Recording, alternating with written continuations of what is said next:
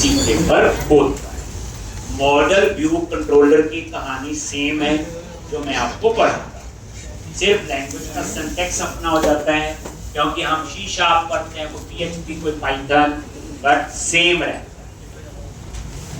फिर बार बार बच्चे कंसेप्ट पे फोकस करना, कोड आपको आ जाए, हम कोड पे फोकस करते हैं, उसका कोई फायदा नहीं है।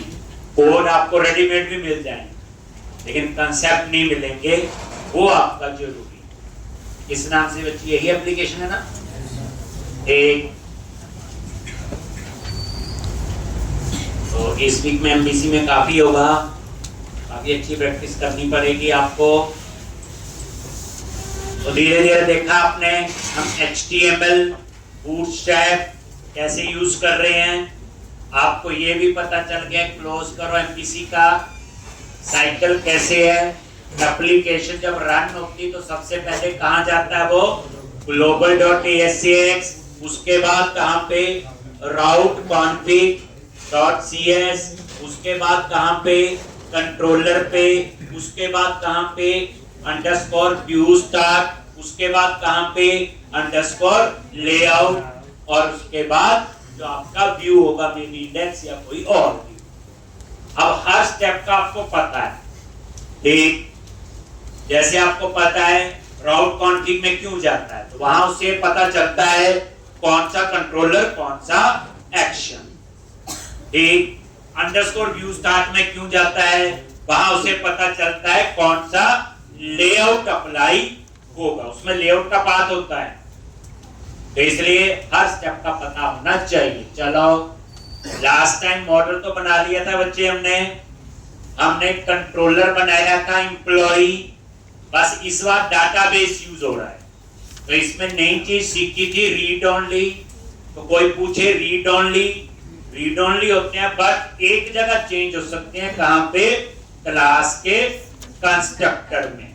दूसरे मेंबर होते हैं कांस्टेंट, बताया था कांस्टेंट कहीं पे भी चेंज नहीं हो सकती। इंटरव्यू में पूछा जाए रीड ओनली और कांस्टेंट में क्या फर्क है, तो आप बोलोगे रीड ओनली है, बट वो कंस्ट्रक्टर में चेंज हो सकते हैं, कांस्टेंट आपके कहीं पे भी चेंज नहीं होते। जैसे कई बार फिक्स वैल्यू है, यही होगी, कहीं पे पूरे प्रोजेक्ट में चेंज नहीं होनी चाहिए, तो वहां पे क्या यूज करेंगे कांस्टेंट। बच्चे इन चीजों को इसलिए जरूरत है, प्रोजेक्ट है, अभी तो लगता मैं ही बनाऊंगा मैं ही करूंगा चीज, लेकिन जब आप एक्चुअल में काम कर रहे हो तो एक प्रोजेक्ट पे कई लोग काम कर रहे होते हैं, तो अगर आप कांस्टेंट बना दोगे, मान लो मैंने बनाया, तो दूसरा बंदा जब यूज करेगा उसकी वैल्यू चेंज नहीं कर सकता, तो कई चीजों के लिए इन चीजों का ध्यान रखना पड़ता है। चलो तो हमने लास्ट में क्या किया था, तो इसमें याद रखना बच्चे, हमारा मेन फोकस है मॉडल, वो आ गया, मेन फोकस है आप कंट्रोलर। व्यू पे इतना फोकस नहीं है, क्योंकि ये तो व्यू में तो मैं बने और टेम्पलेट बता रहा हूं आपको, हम तो खुद वैसा कोड लिखते हैं। अब आगे एम्प्लॉय लिस्ट, अब आपको पता ही अंडरस्कोर लेआउट कहां से आ रहा है, व्यू के अंदर शेयर एम्प्लॉय लिस्ट, अभी इसमें डाटा नहीं है। अब हम करेंगे क्रिएट न्यू। अब ये जो क्रिएट न्यू वाला बटन है, शुरू में सारी प्रोसेस देखनी, ये कहां लगा हुआ बोलो, ये इंडेक्स के व्यू पे। आप यहां से भी जा सकते हो, जैसे कंट्रोलर में जो इंडेक्स है इसका व्यू हम बना चुके हैं, यहां राइट क्लिक करो और गो टू व्यू।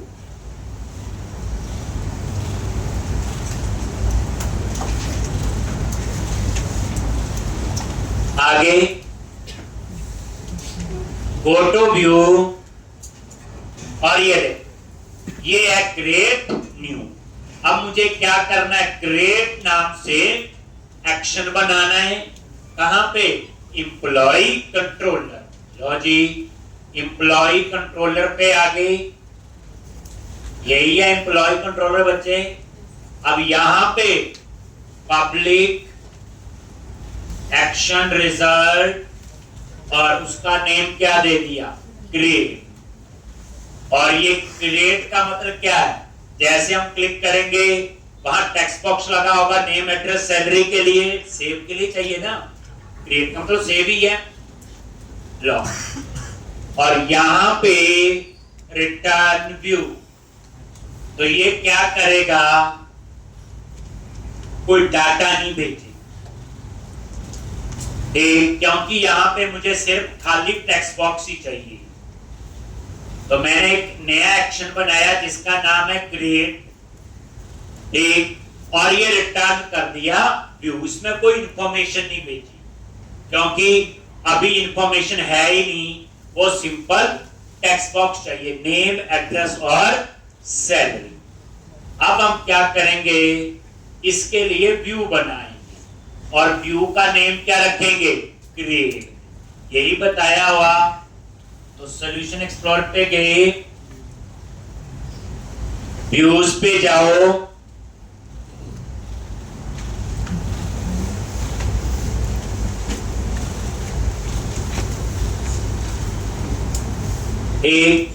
और यहां पे एम्प्लॉई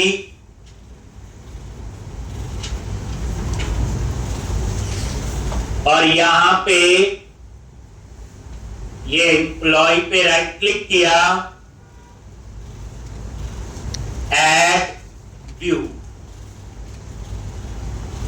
एंड कर दो, रनिंग है इसलिए। व्यूज में गए, एम्प्लॉय पे राइट क्लिक किया, ऐड व्यू, और वही MVC5 व्यू, ऐड पे क्लिक करो और यहां पे नेम दे दिया क्रिएट। तो याद रखना व्यू का नाम और एक्शन का नेम सेम होना चाहिए। और टेम्पलेट मैंने बताया था, अभी हम बने और टेम्पलेट यूज कर रहे हैं इस प्रोजेक्ट में।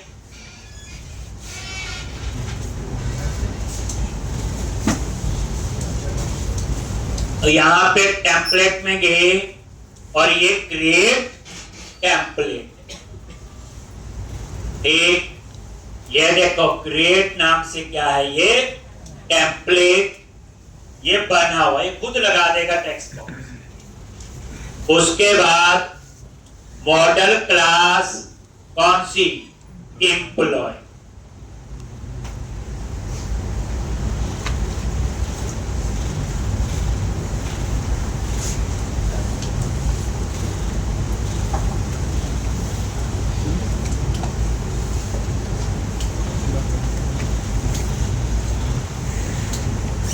और ऐड पे क्लिक किया, ये एप्लीकेशन डीबी कॉन्टेक्स्ट तो आ रहा है, एक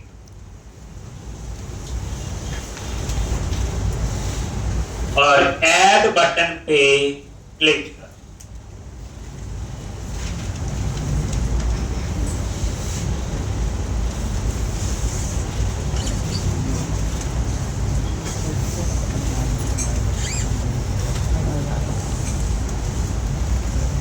तो ये आपका व्यू बन जाएगा create.cshtml नाम से।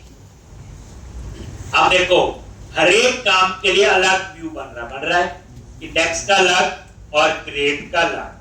पहले ऐसा नहीं करते थे, जब विदाउट एमडीसी काम करते थे एक ही पेज होता था, सारी कहानी वही होती, लेकिन एक्चुअल में रिक्वायरमेंट एट ए टाइम किसी एक की होती, कभी क्रिएट की जरूरत पड़ेगी, कभी इंडेक्स की। इसलिए ये पेज लाइट वेट बने, परफॉर्मेंस बेटर होगी। ये देखो एक, ये पहले एक बार रन करके देख लेते हैं।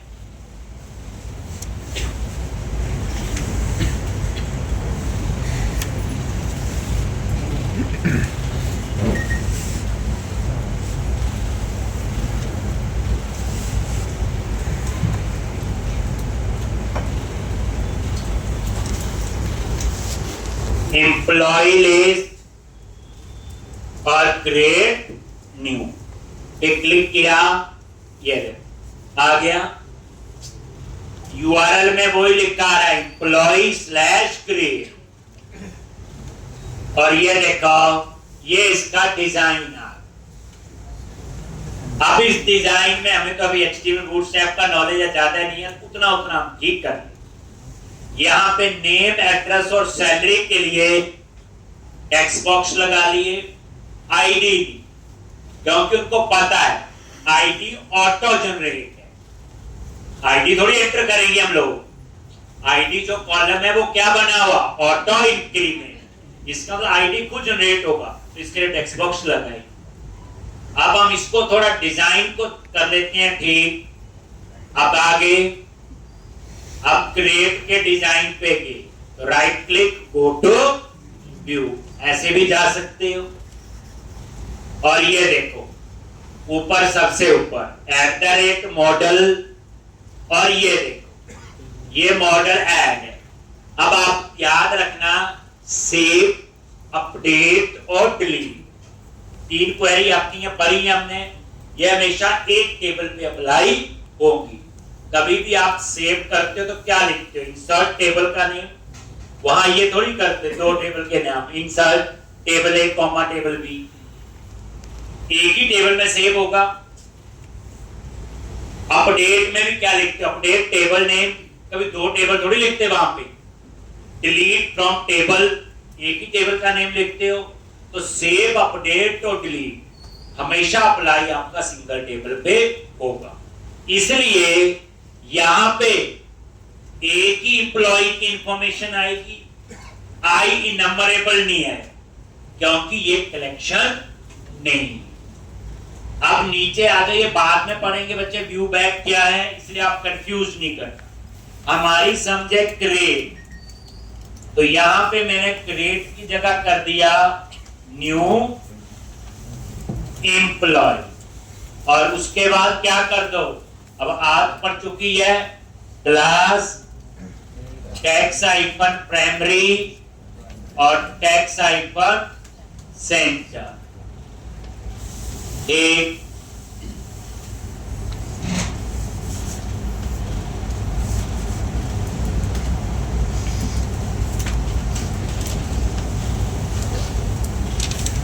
देखो आ गया न्यू एम्प्लॉई,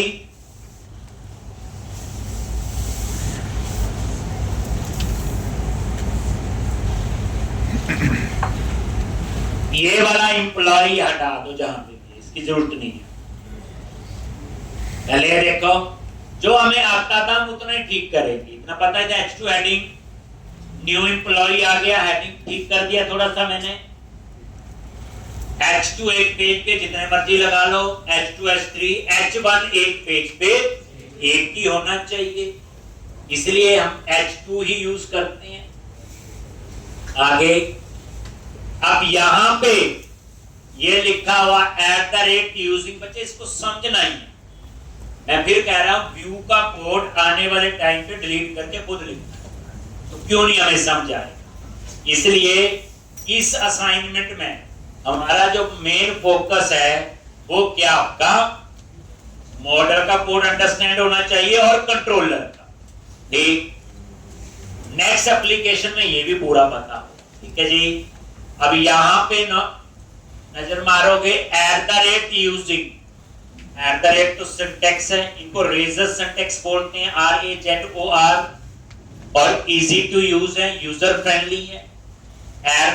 जो यूजिंग है ये किसके लिए यूज होता है, जनरली डिस्पोजेबल ऑब्जेक्ट्स बनाने के लिए। डिस्पोजेबल ऑब्जेक्ट का मतलब यह है कि जो ऑब्जेक्ट बनाएगा, यूज करेगा, उसको अपने आप ही डिस्ट्रॉय कर दे। डिस्पोजेबल ऑब्जेक्ट, और आने वाले टाइम में ये काफी यूज होगा। नहीं, मान लो इसने कोई क्लास यूज की, उस क्लास को यूज करेगा, उसके ऑब्जेक्ट को, और उसको क्या कर देगा फिर डिस्ट्रॉय। ठीक, तो डिस्पोजेबल ऑब्जेक्ट बनाने के लिए यूज होता है यूजिंग। अब ये देखो ये यूजिंग यहां शुरू हुआ, ये इसकी कर्ली ब्रैकेट। अब इस यूजिंग के अंदर लिखा हुआ है HTML डॉट begin फॉर्म। ये जो है begin फॉर्म बच्चे, ये फॉर्म टैग है। क्या ये फॉर्म टैग HTML के अंदर जो होता है। अब ये फॉर्म टैग इसमें ऐसे ही लगता है। फॉर्म टैग क्यों लगाते हैं, कितनी इंफॉर्मेशन हमने सर्वर पे पोस्ट करनी, यानी फॉर्म टैग क्या है, दैट इज ब्लॉक। क्या है वो, एक ब्लॉक है, कितनी इंफॉर्मेशन आपने सर्वर पे सबमिट करनी। तो जो फॉर्म टैग है वो बेसिकली क्या आपका एक ब्लॉक है, कितनी इंफॉर्मेशन आपने सर्वर पे भेजनी। अब मैंने सर्वर पे भेजना नेम, एड्रेस और सैलरी, तीन ही चीजें चाहिए डाटाबेस में, वही सेव करनी है मैंने। सोचो आईडी तो अपने आप जनरेट होगा, हमें तीन चीजें चाहिए ना। डाटाबेस के टेबल जो बनाया था टीबी ऐप या एम्प्लॉय, उसमें आईडी, नेम, एड्रेस और सैलरी। तो अब यहां पे आ जाओ तो बच्चे ये बिगिन फॉर्म से फॉर्म टैग स्टार्ट हुआ, ये करली ब्रैकेट, और ये लास्ट में जाके करली ब्रैकेट क्लोज हो, ये इसका मतलब ये फॉर्म टैग यहां पे क्लोज। और जो इसके अंदर इंफॉर्मेशन है वो ही सर्वर पे जाएगी जब पेज को हम सबमिट करते हैं। जैसे कभी आप याहू में साइन अप करते हो या किसी भी वेबसाइट में साइन अप तो करते हो, डिटेल फिल करते हैं और एंड में क्या लिखा होता, सबमिट का बटन। वो क्या करता है, उस सारी इंफॉर्मेशन को सर्वर पे भेजता है, वहां सेव का कोड वहां चलता है। तो यही हम लोग यहां पे, तो ये मेरा फॉर्म टैग बच्चे शुरू हो गया यहां पे। अब इसके अंदर थोड़ी थोड़ी नजर मारेंगे, ये जो लिखा हुआ एंटी फ्रोजरी टोकन, ये सिक्योरिटी के लिए होता है ताकि कोई हैक वो ना कर सके, इसलिए ये तो लिखना ही है, इसमें कोई दो राय नहीं। अब उसके बाद ये नीचे, ये बाद में, ये क्लास क्या है ये हम बाद में लिखेंगे जब खुद लिखेंगे। ये एम्प्लॉय हेडिंग आ रहा है H4, इसको क्या करो आप डिलीट कर, जैसे मैंने बताया था, सेव किया, ये देखो ये वाला है। अब मैं रिफ्रेश करूंगा तो ये एक, ये देखो हट गया ना यहां से। अब आप यहां पे नीचे आ जाओ, ये है बच्चे वैलिडेशन समरी, मीनिंग समझो, सिंटैक्स छोड़ दो। वैलिडेशन समरी किस काम के लिए है, इस पे वैलिडेशंस लगी है। और याद रखना वैलिडेशन में 1 से 1.5 लेक्चर अलग से बताऊंगा एमबीसी में वैलिडेशंस कैसे लगाते हैं। ये वैलिडेशन समरी में सिंपल याद रखो, मैसेज आएंगे सारे, जैसे याहू में कभी साइन अप करो, सबमिट करते हैं, तो वहां अगर गलत इंफॉर्मेशन है या आपने कुछ कॉलम खाली छोड़ दी जो कंपल्सरी है, तो वहां रेड कलर में लिखा आता है wrong this, wrong this, wrong this. तो जो वो मैसेज आ रहे होते हैं जहां पे, वो होती है आपकी वैलिडेशन समरी। सारे आते हैं ऊपर message, wrong this, wrong information, या इसको name can not be empty, कई मैसेज होती हैं। तो वो जहां वो मैसेज आ रहे होते हैं वो क्या होती है आपकी वैलिडेशन समरी। ये सारे मैसेज एक जगह आएंगे ऊपर पेज के ऊपर, दिखाऊंगा। अब उसके बाद इन्होंने क्या किया, आप डिजाइन पे देखो, नेम, ये नेम क्या हेडिंग है और उसके आगे उसका टेक्स्ट बॉक्स। तो यहां पे ये है @HTML, ये छोड़ दो, फॉर्म ग्रुप किया, बात की बात। लेबल 4, लेबल 4 किसके लिए होता, कॉलम का नेम उठाने के लिए, जैसे डिस्प्ले नेम 4 था। लेबल 4 किसके लिए होता है, हेडिंग के लिए, कॉलम का नेम। अब किस कॉलम का नेम उठाना है, तो यहां बता दिया, वही लैम्डा एक्सप्रेशन बताई थी, मॉडल डॉट नेम, ये लैम्डा एक्सप्रेशन है, लास्ट लेक्चर में बताया था। आप चाहो तो इसका नाम चेंज कर सकते हो, एम रख लो, ई रख लो, और ये वेरिएबल उसी टाइप का डिक्लेयर हो जाएगा जो मॉडल ऊपर है। लिखा गया एम्प्लॉय टाइप का है। अब इसको कैसे पता चला ये वेरिएबल एम्प्लॉय टाइप का, लेबल 4 से।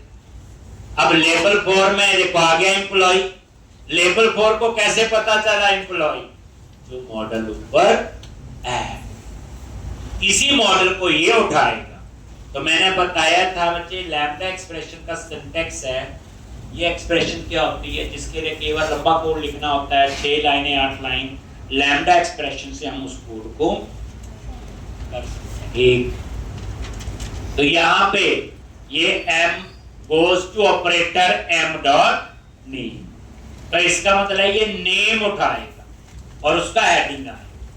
ये आगे छोड़ दो, ये बूटस्ट्रैप है, ये बाद में देखेंगे। उसके बाद एडिटर 4 से क्या लगा हुआ, टेक्स्ट बॉक्स, क्या लगा आपका, टेक्स्ट बॉक्स, और ये किसके लिए है, नेम के लिए।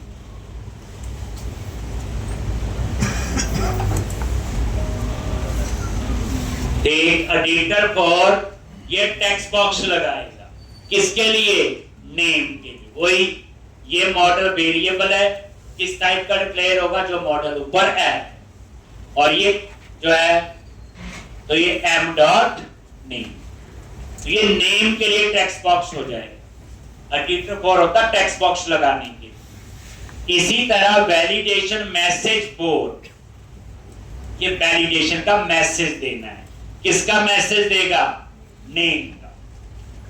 तो फिर वैलिडेशन समरी और इसमें क्या फर्क हुआ, ये सिर्फ नेम का ही मैसेज देगा। यहां वैलिडेशन समरी में तो नेम एड्रेस सारे मैसेज आएंगे। कल को आपको लगता है कि मेरा मैसेज सिर्फ उसी टेक्स्ट बॉक्स के नीचे आए, तो ये वाला यूज कर लो। अगर आप चाहते हो सारे मैसेज एक जगह ऊपर आए, तो हम ये यूज कर लेंगे, ये नहीं लिखेंगे फिर। तो वैलिडेशन मैसेज पर किस कंट्रोल का ये मैसेज दिखा, ये एड्रेस के लिए हो गया। फिर ऐसे ही यही आपका एड्रेस के लिए टेक्स्ट बॉक्स हो गया, और ये उसके वैलिडेशन मैसेज के लिए, जैसे address can not be empty, कुछ भी मैसेज देना हो ऐसे ही नीचे आ जाओ। ये देखो, ये सैलरी के लिए हेडिंग आएगा, और ये सैलरी के लिए टेक्स्ट बॉक्स, और ये सैलरी का वैलिडेशन का मैसेज। एक 3 टेक्स्ट बॉक्स लग गए, और उसके बाद ये नीचे इनपुट टाइप सबमिट, कि जब सबमिट करे तो क्या काम होना चाहिए।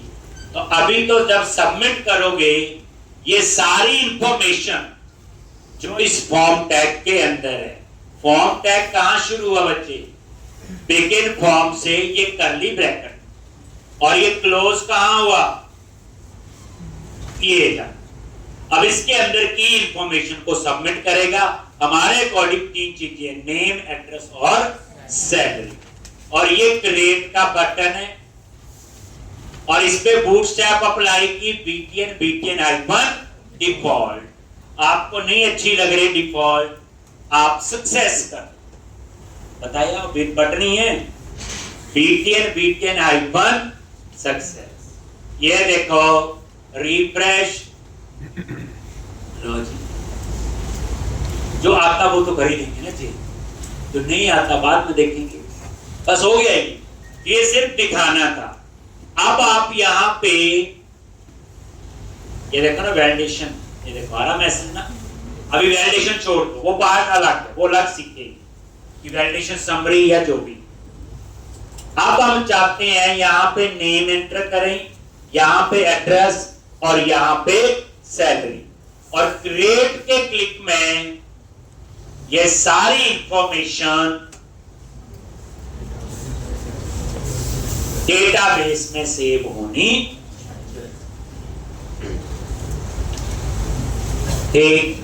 क्रिएट के क्लिक में सारी इंफॉर्मेशन डेटाबेस में सेव होनी चाहिए। ये सेव नहीं कर रहा, ये तो डिजाइन है या बच्चे, क्या है ये डिजाइन। अब हम इस बटन का कोड लिखेंगे, ध्यान से आप बच्चे, जैसे आप सबमिट करते हो, ये सबमिट का बटन है। अब क्या होगा, कंट्रोलर पे आओ, और इसका कोड यहां लिखना है, इसके नीचे ऊपर लिखोगे HTTP पोस्ट। सबमिट के लिए क्या लिखते हैं हम लोग, HTTP पोस्ट, और पब्लिक एक्शन रिजल्ट, और उसका नेम दे दिया मैंने क्रिएट। बस इसमें HTTP पोस्ट नहीं लगा हुआ, और याद रखना ये और ये नेम सेम होना चाहिए। तो जब वो सबमिट करोगे तो यहां आएगा। फिर किसको सेव करना है, तो एम्प्लॉई,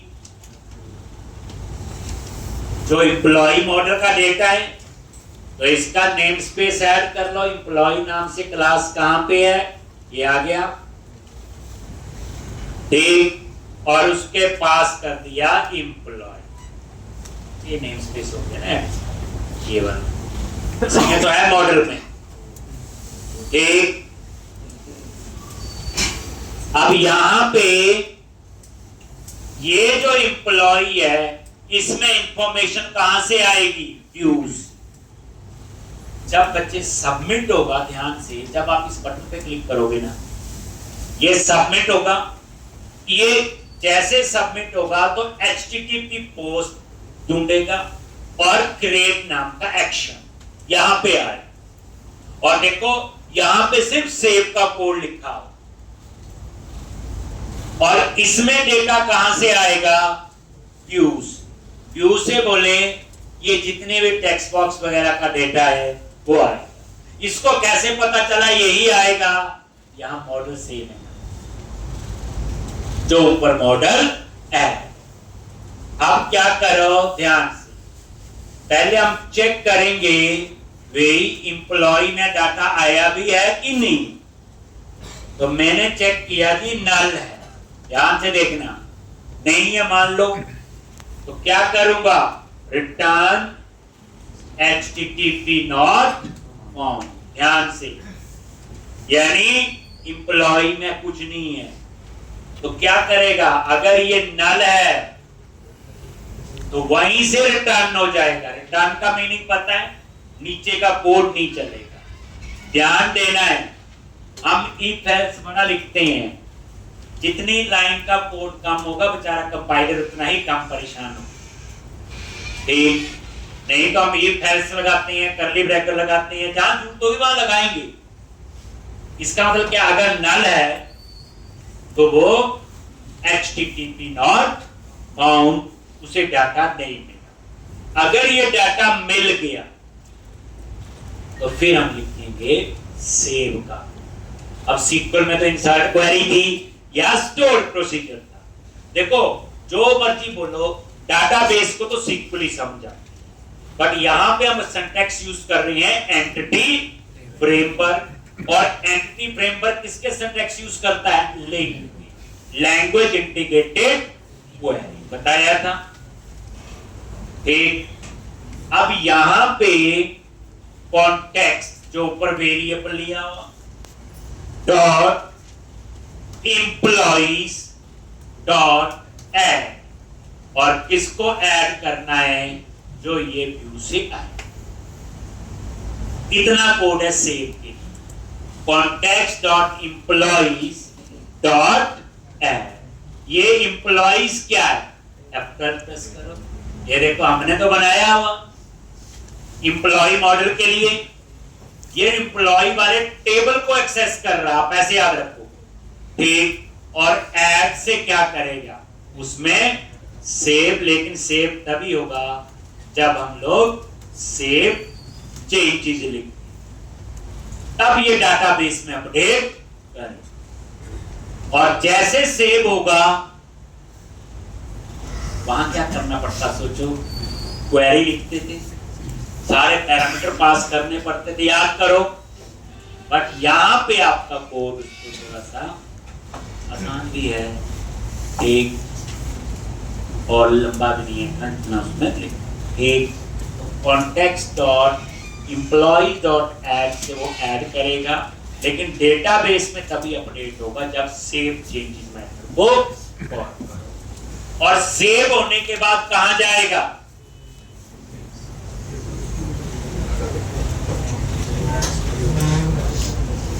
हम क्या करते थे, सेव होने के बाद डिस्प्ले का कोड चल पड़ेगा, वो यही है, हमने किया नहीं हो 2 बार, सेव होने के बाद डिस्प्ले का कोड चले, तो यहां क्या करना है, डिस्प्ले वाले पे जाना है। यहां डिस्प्ले क्या है, नहीं व्यू नहीं, इंडेक्स, इंडेक्स क्या है, एक्शन है, यही जाना पड़ेगा ना, अब छोड़ दो, वो व्यू नहीं है। एमबीसी में जो मेन कंपोनेंट है दैट इज कंट्रोलर, और कंट्रोलर के अंदर होते हैं एक्शन। देखो तो मैं कैसे जाऊंगा, सेव होने के बाद रिटर्न रीडायरेक्ट टू एक्शन, और यहां पे एक्शन का नेम दे दिया बच्चे इंडेक्स। यहां एक्शन पे गए हैं और ये एक्शन जो ऊपर बना हुआ, अब जब आप एक्शन पे पहुंचोगे तो व्यू पे तो अपने आप ही ले जाएगा। मैंने क्या लिखा, redirect to action then goes to index action, यहीं पे आएगा। और इसके बाद जब यहां आ गया तो अंडरस्टूड है, फिर इसके कहां जाएगा, व्यू पे। ठीक, मैंने बोला था लॉजिक कंसेप्ट वही रहेंगे उस एप्लीकेशन वाले। ये क्या करेगा, सेव होने के बाद डिस्प्ले का कोड, तो रीडायरेक्ट टू एक्शन कहां जाएगा, इंडेक्स। अब आप एक काम करो, यहां ब्रेक पॉइंट लगाओ, पहली बार कोड लिखा है और इसको हम टेस्ट करें, ठीक, तभी हमें समझ आए। रन करो, आप फोकस रखो मॉडल और कंट्रोलर पे, व्यू छोड़ दो, एचटीएमएल में क्या है वो नेक्स्ट एप्लीकेशन में वहां फोकस हो। एक एक ही चीज सकते हैं, इंसान है हम लोग, कंफ्यूज हो जाएंगे। तो ठीक, एम्प्लॉय लिस्ट,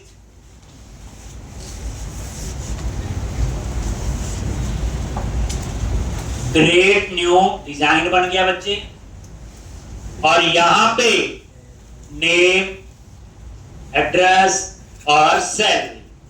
अब देखो क्रिएट पे जैसे क्लिक किया, देखो आ गया वहां पे, ब्रेक पॉइंट लगाया हुआ। सबसे पहली बार तो कोड तो इतने अच्छे ढंग से टेस्ट करना कि गलती का चांस ना हो और कंसेप्ट में कोई प्रॉब्लम हो। अब यहां आए तो मैंने बोला जो व्यू में टेक्स्ट बॉक्स का डाटा है वो यहां पे आएगा, ये देखो, और इसको एक्सपेंड करो नीचे, ये देखो, और यहां क्या आ रहा है, आईडी 0 आ रहा है। 0 क्यों आया बोलो, 0 क्यों आया,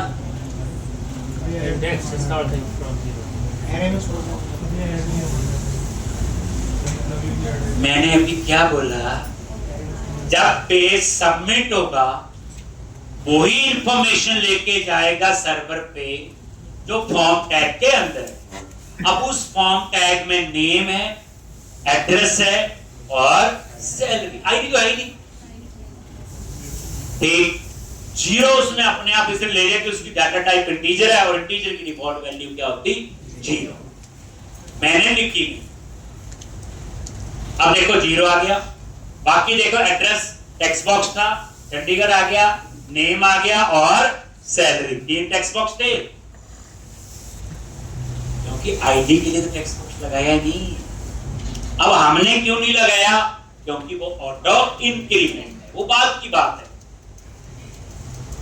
लेकिन पहले आपको पता होना चाहिए आईडी 0 क्यों आया या आईडी नहीं आया। तो हम बोलेंगे कि जो फॉर्म टैग है यूजिंग के अंदर बिगिन फॉर्म में, उसमें हमने 3 ही चीजें हैं, नेम, एड्रेस और सैलरी। 3 ही टेक्स्ट बॉक्स है, तीनों का डाटा आ गया। आईडी खाली, तो आईडी इसलिए रट्टा नहीं मारना,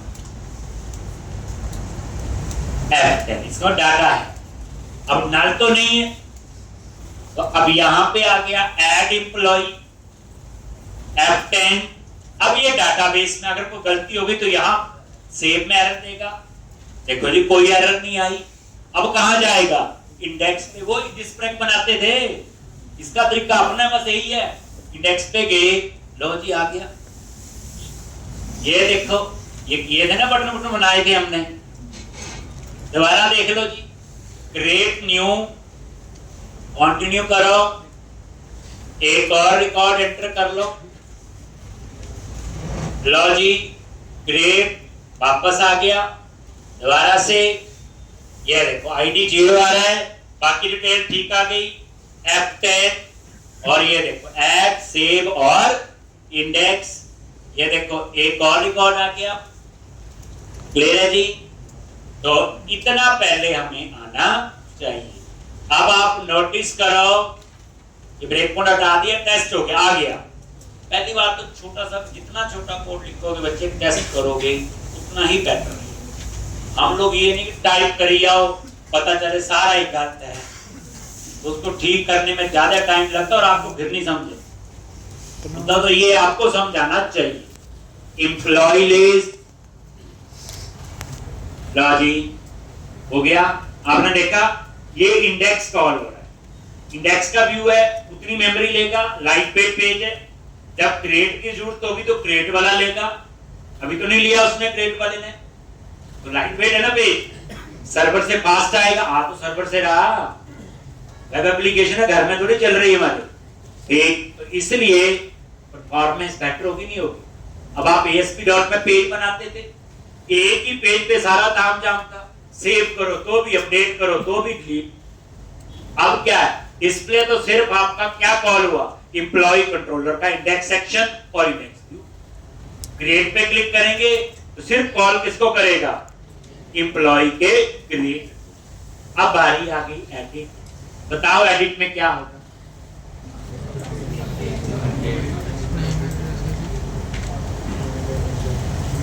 क्या होगा एडिट में, अंदाजा लगाओ।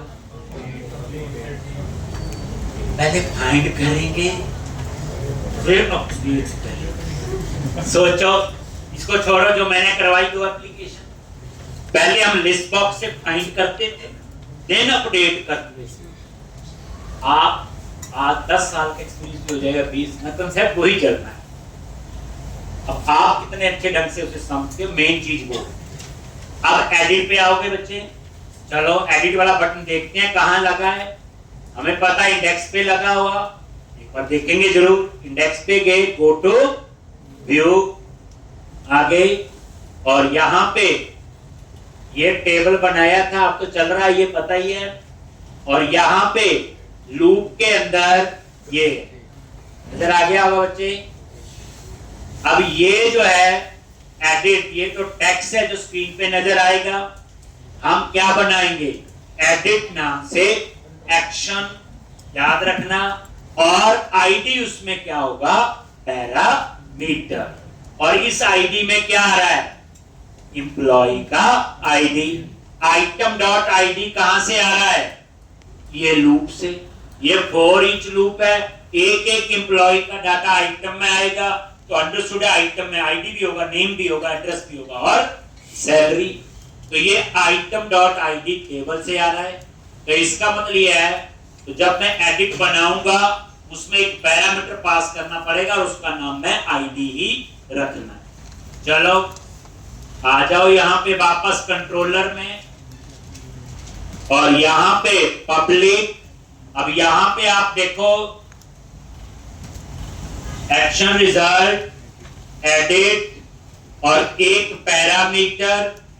देखो इस पे आपने HTTP पोस्ट थोड़ी लिखना, वो तो जब सबमिट होगा, सबमिट बोले तो इनपुट टाइप सबमिट लिखा बस, तब आपको पोस्ट की जरूरत है। अभी तो सिंपल डिस्प्ले करवाना है डेटा, कोई सर्वर पे भेजना थोड़ी है, आना ही है सर्वर से।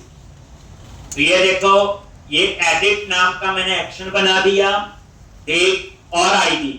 और याद रखना बच्चे एक चीज, ये पैरामीटर का नाम है। अगर आपने इस पैरामीटर का नाम ENO कर दिया यहाँ पे, तो यहां भी फिर क्या करना है, ENO याद रखना है। ये गलती कई बार होती है, तो सेम मैंने आईडी ही रहने। अब हम फाइंड का कोड लिखेंगे।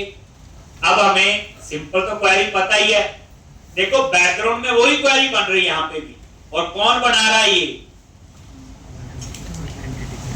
DB context class. हम यहाँ एप्लीकेशन DB कॉन्टेक्स्ट को यूज करते हैं। ये जो है, ये देखो एक्चुअल यहां आगे, यहां से एप्लीकेशन DB कॉन्टेक्स्ट, और ये वो क्लास है जो सारा काम करेंगे। तो बेचारे डेटाबेस को सिंपली समझ जाती है, तरीका हम चाहे जो मर्जी यूज करें। तो फाइंड की क्वेरी तो हमें आती है, बट अब आप लिंक के सिंटैक्स कैसे यूज करोगे, तो यहां पे वेर, और यहां पे एम्प्लॉय इन टीबी, वेरिएबल के नेम कैसे डिक्लेयर करते हैं उसका भी ध्यान रखना है। एम्प्लॉय इन टीबी तो पता चल गया वेरिएबल नेम से क्या काम होने वाला है। फाइंड क्या लिखना है, कॉन्टेक्स्ट डॉट एम्प्लॉय, टेबल तक पहुंच गए और यहां फाइंड करने के लिए सिंपल फाइंड मेथड और इसमें आई, और याद रखना find always use with primary की कॉल। तो आईडी तो प्राइमरी की है इसलिए अप्लाई होगी। तो ये क्या करेगा, जो आईडी हम पास करेंगे ये उस एम्प्लॉय का डेटा फाइंड करके इसमें स्टोर करेगा।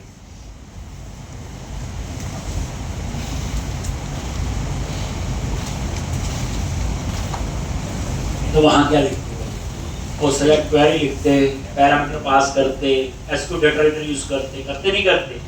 ये क्लाइंट से हो गया बस फाइंड का कोड। अब आगे क्या होना चाहिए बताओ, तो पहले चेक करेंगे ये भी चीजें, अपना धीरे धीरे देख लो।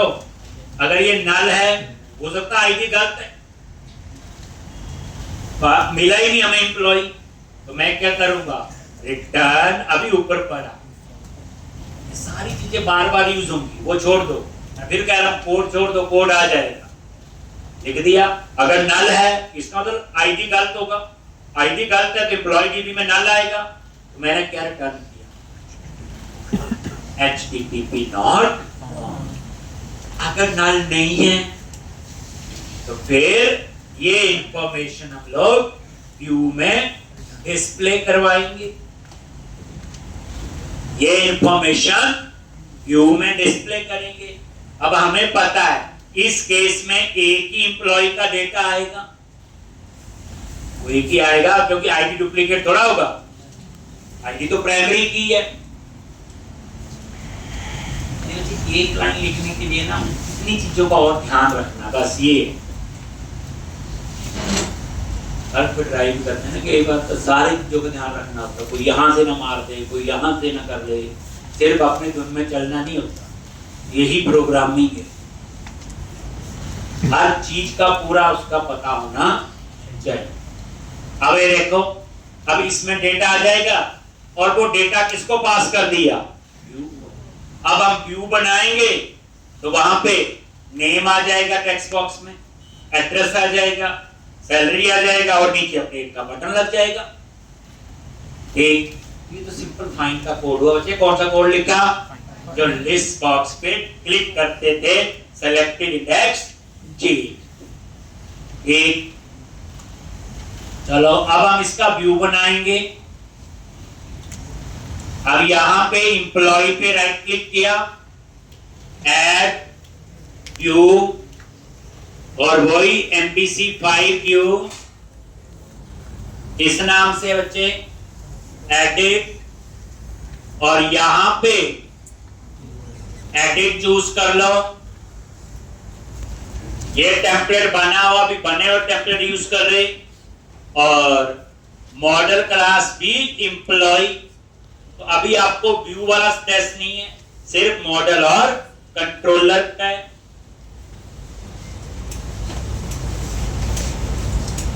Then click on add. अभी हम सिंपल MVC के रूल पढ़ रहे हैं, अभी इसमें प्रॉपर वैलिडेशन, लेआउट, बूटस्ट्रैप कहां से कैसे आ रहा है, और application DB context, main class तो यही है।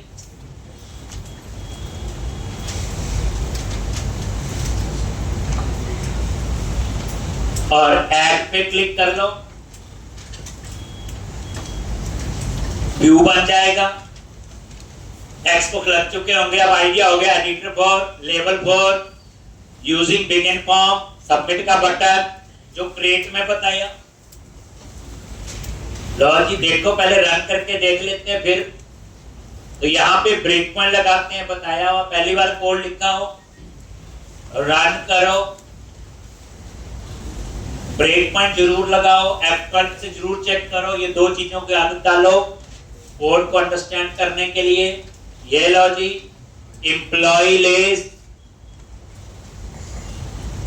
और ये एडिट पे क्लिक किया, आगे, और ये आईडी बार,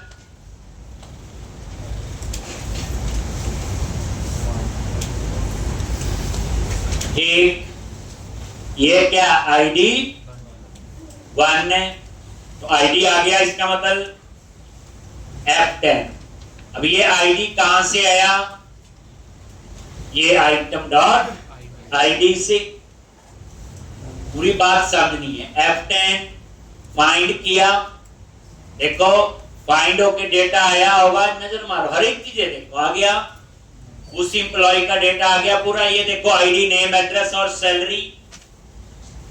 अब नल तो नहीं है, अब कहां जाएगा, व्यू पे, वही F10, ये देखो लेआउट पे गया, तो ये स्टेप्स बताए हुए हैं सारे, और कंटिन्यू कर दो, लो जी, नेम आ गया, एड्रेस और सैलरी।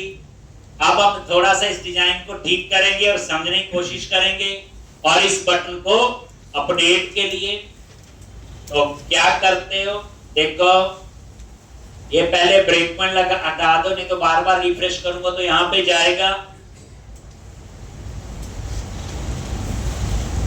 तो कितनी जल्दी सीख लेते हो आप लोग, प्रैक्टिस कर लेनी, समझना बच्चे, बार बार एक कंसेप्ट समझोगे। आगे मैं असाइनमेंट भी देता हूँ बच्चे, जो असाइनमेंट मैं दूंगा मुझे दिखानी जरूर है, एक, और जो असाइनमेंट दिखाते हैं उनका इंट्रो तभी से शुरू हो जाता है, समझ गए होंगे।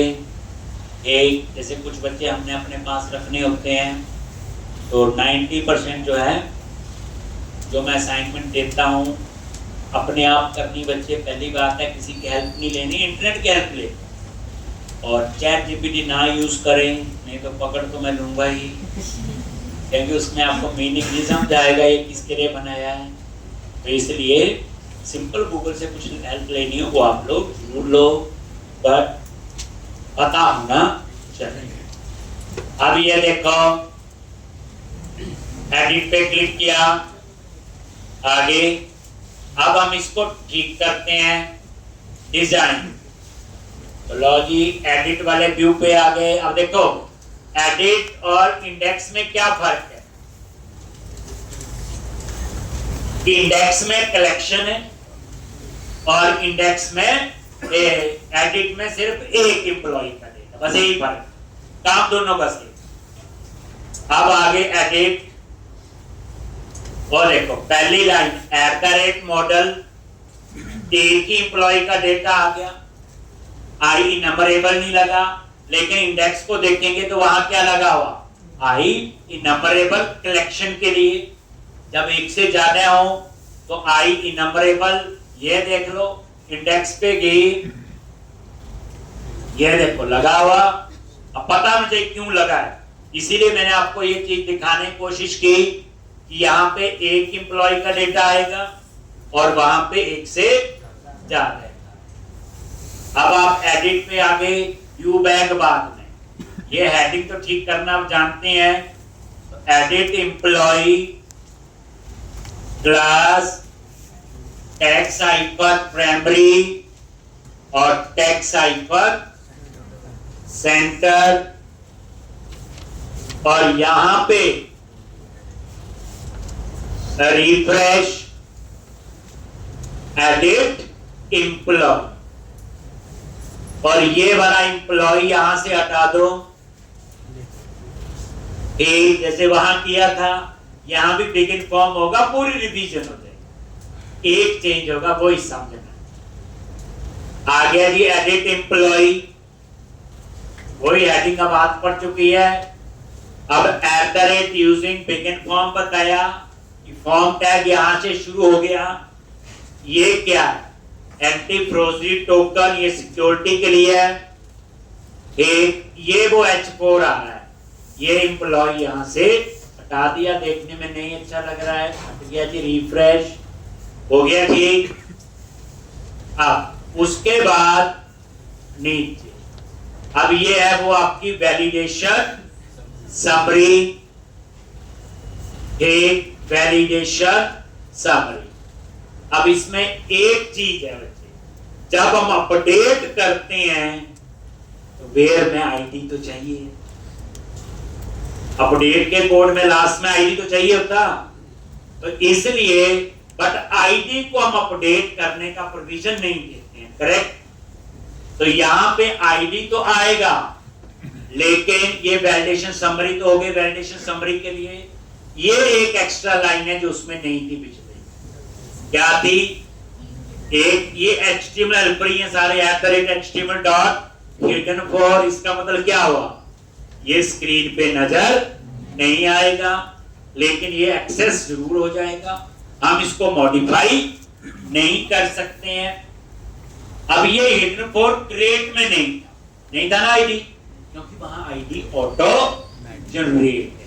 अपडेट में तो हमें उस एम्प्लॉय का आईडी चाहिए, तो हमने वो कहां स्टोर किया बच्चे, हिडन फॉर में, और ये वही मॉडल डॉट आईडी।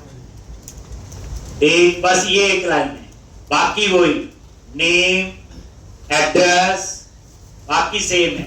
ये लेबल फॉर कॉलम का name, editor for text box, कुछ नहीं चेंज करना। वैलिडेशन मैसेज फॉर, ये देखो एड्रेस के लिए भी हो गया, और ये सैलरी करना कुछ नहीं, देखना भी नई चीज। इसका मतलब ये हुआ कि इस पूरे कोड में एक लाइन चेंज, क्या, हिडन फॉर, बस बाकी सेम। और ये देखो लास्ट में ये सबमिट का बटन लगा हुआ, सेव, तो इसका टेक्स्ट चेंज करना है, बूटस्ट्रैप लॉजिक कर दिया,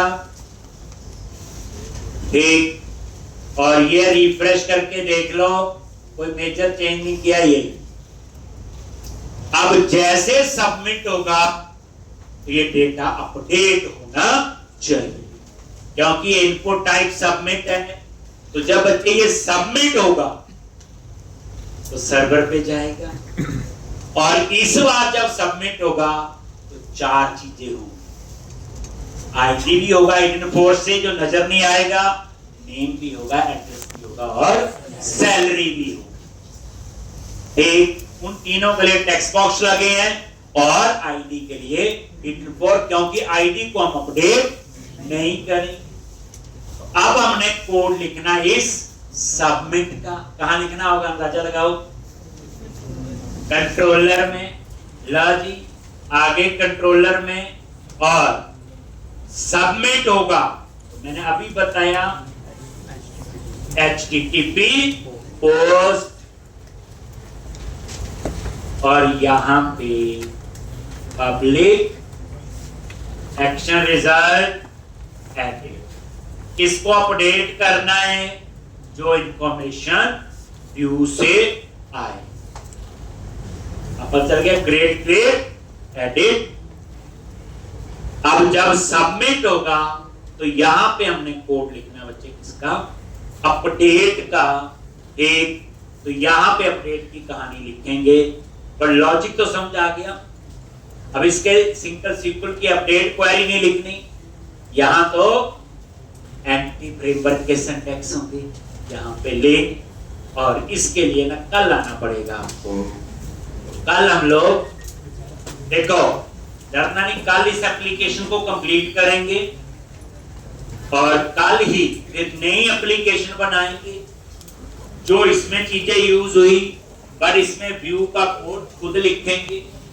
तो कितना बच्चे करके आओ।